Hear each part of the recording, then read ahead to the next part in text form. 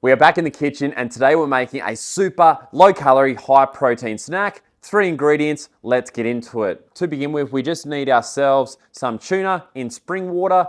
From there, we need a cucumber and some low fat, 99% fat-free mayo. What we're gonna do, we're gonna mix up our tuna. I added in some spring onion and also a little bit of capsicum.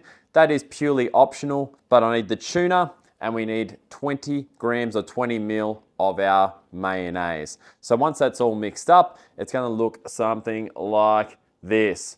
From there, we're gonna chop up half a cucumber. And what I've done with our cucumber is just making sure that we pull out the seeds out of the middle. So I've got a nice little tunnel where we can put the tuna in afterwards.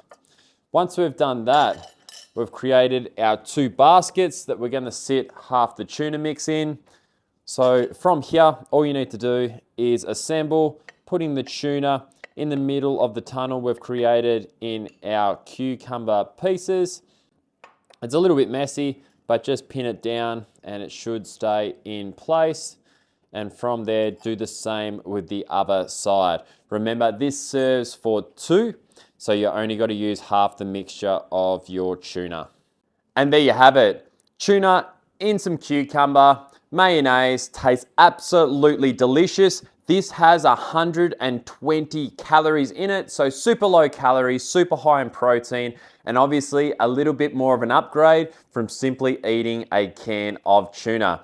Feel free to give it a go, add your salt and pepper. This is a great snack that you need to try out. Wow.